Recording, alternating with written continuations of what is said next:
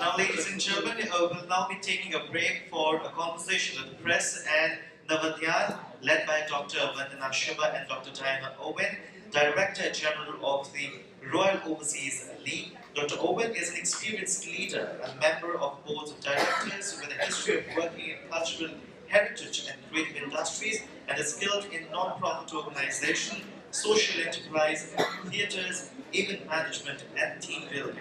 And ladies and gentlemen, to initiate the segment, may I please also request Mr. Ranjan Mortagu to please join us on stage.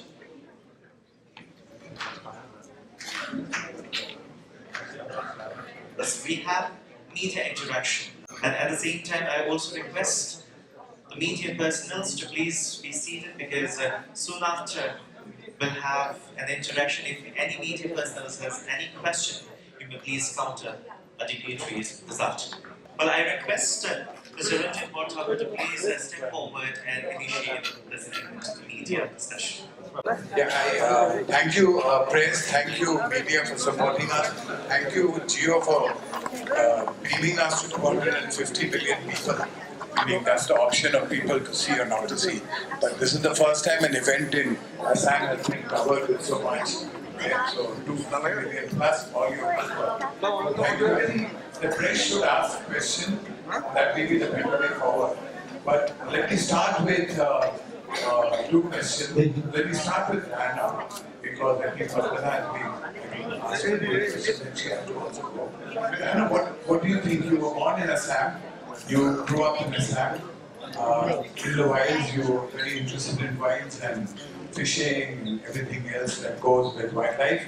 What's your reaction when you come to a conference like this and a forum to dialogue on how we keep nature maybe more sort of loving, where we don't just destroy it in the name of the Industrial Revolution? What's your reaction?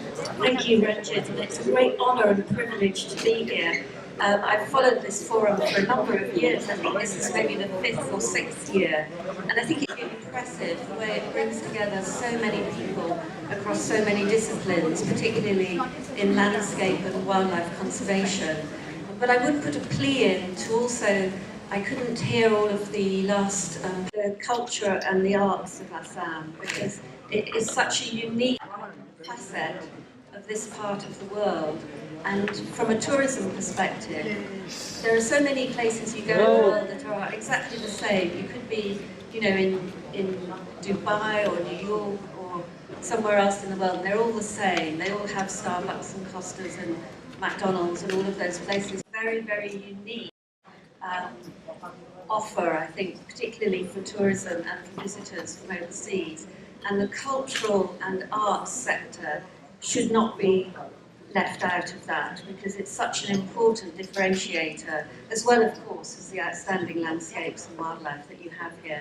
And if you put together education, culture and the arts and tourism, you can create a really powerful platform to bring about a movement for change through those 3 areas. That's my manifesto. Bitu, meaning I think you've been leading this entire charge of Kids for Tiger. So I think that's really the education and mainstreaming, and you've been doing it for a long time through Cup and through Sanctuary. So I think your evangelism will help. But maybe you can answer a few questions after I just go to Dr. Shiva.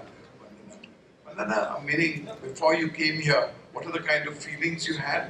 What's your reaction to Diana? And what do you think, in addition to what you talked about, the entire Himalayan landscape being a collaborative effort of the NGOs here in Eastern, Western and Central Himalayas, even on the Chinese side, I would like to add, how do we get a forum like that? You will see that the Kunming University is here, and this afternoon the professor who will be working with us has declared that we create something called Mountain Futures. And Mountain Futures is for community development, and the main focus has been water and agroforestry. But you're not going to be here, but we'll fill you in with that. We've started this initiative, and we will gladly join and take you up on all the offers, starting from education, visiting you, and doing Himalayas. So at least there's some action. There's a lot on your plate. You have no idea how much. Always more, please. Right? Okay. So I think It's like in Calcutta, say they group mein jagah chahiye, jagah hi jagah, I have to get the next person on the bus. Right, okay, fantastic. So I think Yeah. over. Yeah. So first, yeah, I think that what Diana said is so important, because how did we see life that created all the beauty and culture and diversity? We did not see it as work. We saw it as the creation of beauty. Yeah? And I remember in a tribal area, I think it must have been Orissa. It was land grab. I think it was the bauxite mining in Nyamgiri. But we were having a meeting, and an older triber just got up suddenly and started to leave. I said, "Why are you leaving?" And in his language, he said something which is translated to me as, "I am going to beautify the earth." They didn't have a word for agricultural production. It was a word for beautifying the earth. So the idea that the creation of beauty is the ultimate work. And I think the real nature economy is the economy of care. The economy of care for the earth and community. And I think the point you were indicating was this economy of industrial manufacture as the model, that you make a product, you guzzle the whole earth as inputs, hugely inefficient, not sustainable, not permanent in any way, and then to get the markets for this junk, you turn the whole world into one bad monoculture of junk food and junk clothing. When I saw the community sitting here, everyone was in a different dress. Look at the aspirational class, all wearing the same junk, made in the slave factories of Bangladesh, cotton grown by farmers committing suicide, jeans made for $5, no, made for 50 cents and sold for $5 in Walmart. I think the monoculture trap is such a reason for the degradation of our cultures as well as nature. And you put your finger on it. And to learn the culture of care, when you said education for women, but education from women about the economy of care. Because their work doesn't count. It's the highest work, because it's about economy to care. Yes, and I think a follow-up to that would be it's about having a diversity of voices when decisions are being made, isn't it? And it's about that inclusivity, and that's what's so powerful about the work of the Balipara Foundation, in that it is community-led and community-based. But women are underrepresented at every level in our societies, in the West as well as here. And I think there's a lot that we can learn in the West, because actually the isolation of rural communities and the support for rural communities is as big an issue in the UK as it is here, as well as suicide amongst the farming community is a big issue for us as well. So I think there's a lot we can learn through dialogue and mutual understanding of these issues, because they're not a specifically Indian issue or Northeast issue. It's just that It's a global issue. some places have it as more advanced destruction, and some have less advanced. Yeah. And what we need to is now a global route to diversity. Yes. And this biodiversity congress we did, the closing address was by a former governor, Sikkim, who used to also be the environmental secretary when we wrote the Biodiversity Act, Mr. B.B. Singh. And he wrote an amazing book called Bahuda, which he wrote after the 9/11 disaster. He says, what allows the thinking behind 9/11, and what is the thinking we need for peace? And Bahuda means pluralism, diversity everywhere. And it's when you have diversity, you have dialogue. Because when you have uniformity, you have competition and conflict. So diversity really is an imperative in nature, in culture, in the economy. Celebrating diversity rather than creating an inferiority complex for cultures that have diversity. Because all the signals are, you're backward. You don't have a shopping mall. You don't have the highway for China to come and sell its goods coming through the northeast. It's going to be a big challenge. All this connection for junk goods. And I think bringing quality and beauty back into the discussion. They're not luxuries to be destroyed. They are central as indicators of good ecosystems, healthy ecosystems, and good society. things. And actually, I find it very encouraging that there are so many young people here at this conference as well, because I think for our generation, it's taken us, well, maybe not you, but some of us a while to wake up to the world that we've unwittingly almost created by default. But there are young people, I know very many young people who feel very passionately about these subjects. And if we can help and support those young people, then maybe the future will look better for our planet, for everyone on the planet, not just for a few. That night was young people. You know, it was the farmers who said, now you have told us to save seeds, we've saved the seeds. You taught us how to do organic, we've done organic. There's no place to get our food to. Because the only market left is soya bean, or the only market left is corn. So we started helping. And that's why we have outlets in Delhi Heart, etc. Not because I ever imagined, I'd be selling atta. But it's part of what we do. It's the young people who said, we need a place where we can come and learn on how to live in a period of collapse. That's how the Earth University courses have been designed by demand of the young. And you have the Schumacher College, and Satish is the one who then pushed me and said, got to have a Schumacher-like institute there. And that is very encouraging, because sometimes the report that came out yesterday that you mentioned, you get the feeling that the trend, but actually there is also a movement in the opposite direction happening now as well. As a physicist, my training is, one, to look at processes, the second, to look at causation.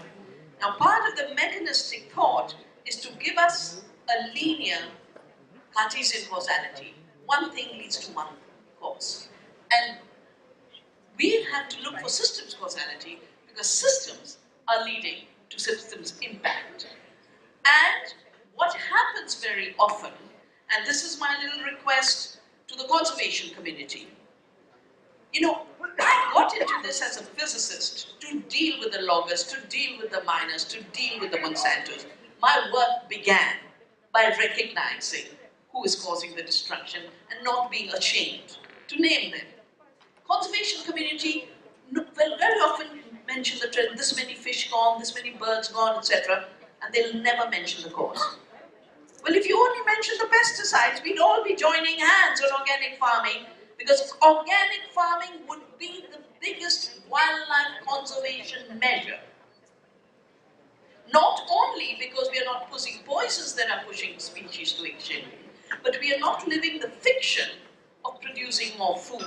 How can it be that raising the Amazon for soya bean, GM's Roundup Ready soya bean, raising the Indonesian forests for palm oil, which are both bad oils, they are bad for our health, they have neurotoxins in them, they're extracted in solvent extraction plants with hexane. When we have all the oils of the world, and part of what we've done, I've done a sarso satyagraha to defend our oils, but I think if we went to indigenous countries, every community of the Northeast would have 20 forest trees that they use for edible oils. This is the biodiversity work we must do. When I gave you the colors, edible trees, we've forgotten that in tribal areas, the cultivation was probably 10% of their food. Harvesting was 90% of their food. We've even forgotten that the forest is a source of food. That is the knowledge, I think, if we recognize. And when we recognize that someone is doing something, and it's humanity, and it's an anthropogenic cause for climate change, that's what was recognized. It's anthropogenic. For destruction of species, we have to recognize it's anthropogenic. But whatever man can do wrong, humans can set right. And therefore, the other path, we mustn't see them as trends which are inevitable, but directions taken either through blindness or through consciousness. And we are being invited. I think the signals of collapse from the earth are invitations from the earth saying, remember you're part of me, join me in creating another world. Could I perhaps finish with a Shakespeare quote? Sure. Having spent 10 years working in Shakespeare land in Stratford-upon-Avon, Shakespeare had a wonderful quote, which was, he read wonderful phrase, which was love all, trust a few, do wrong to none. Wonderful. May I just say something, just to add to what Vandana said. I think we in the foundation have been driving innovation of thought. What does that mean? It's exactly what Vandana said. We produced a book here before last called The Ethnobotany Study of 9th Century. So in Balipara, the Mishing, the Bodo, the Garo, the Nishi, the Assamese, the Bengalis, the Nepalis, the Adivasi. Let's stop there. We've taken and listed out all the plants that are for medicinal, that's for economics, and that's for food. We actually have done this. Can you believe it? Nobody, we released it. Nobody has had the courage to cover this in the press or the media. Either we're ignorant, or we're bad marketeers, or we're stupid. I've sent it around to a lot of people, no acknowledgement. That's only because we're bad marketeers. But why does it have to be marketing when we're saving a natural asset of this magnitude, of this knowledge? Because we suddenly found that the older people who knew which plant was forward time. But we have this. Balipara Foundation has a treasure which nobody else in the Northeast had. Not IUCN, not WWF, not all the other NGOs. So we are willing to share this with you. We encourage you to do it in all your communities in Eastern Himalayas. To do this book, we'll fund it. No problem. So I think really thank you for that. Thank you so very much, sir, and thank you to both of you, man, for putting light onto the very fact. And ladies and gentlemen, what best we can do at this point of time, because the two big wigs we have in the midst of us have been so well, they've been articulating their words and advocating their words so beautifully and so eloquently. So the max we can do at the moment is give them a resounding applause, ladies and gentlemen. Please do your Thank you so much. And now open the discussion. I request media persons to please counter both the ma'ams with a few questions. We have in the midst of us Dr. Vandana Shiva and Dr. Owen. So I request media personnels to please counter them with a few questions. My question is to you, both of you. It's a very common question, ma'am. At the present time, the whole world is talking about nature conservation because it's a key issue. Wherever you go, if we talk about the international summits, international forum, this nature conservation used to be a key issue. They used to talk about pollution, they used to talk about global warming and all.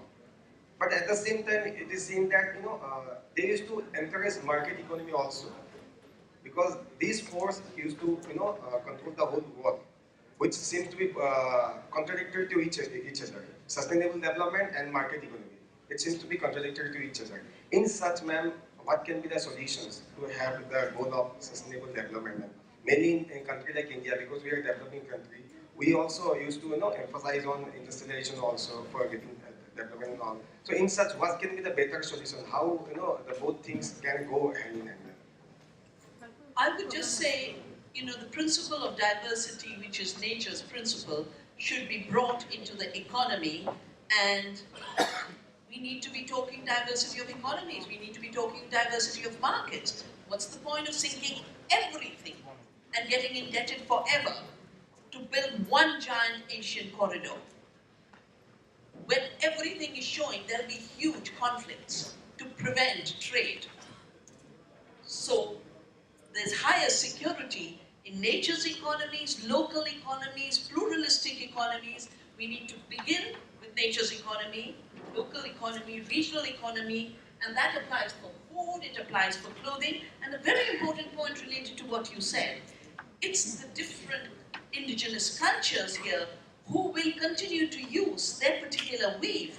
If I say I'll send it to a store in New York, maybe 3 of them will be sold, but you don't support the economy with that.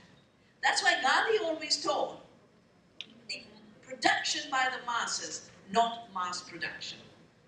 And diversity of markets is so important, and all ideas that you were putting on ecotourism, on cultural, all of this means we create these multiplicities of markets. I think in the other room there was discussion about that triple bottom line idea, that we don't just measure development in terms of economic profit, but we also measure it in terms of conservation and environmental impact. So we have a different view of what successful development looks like, and it needs to be married with those other elements and be measured in that way as well, because if you only ever measure financial profit, then you get a very different outcome.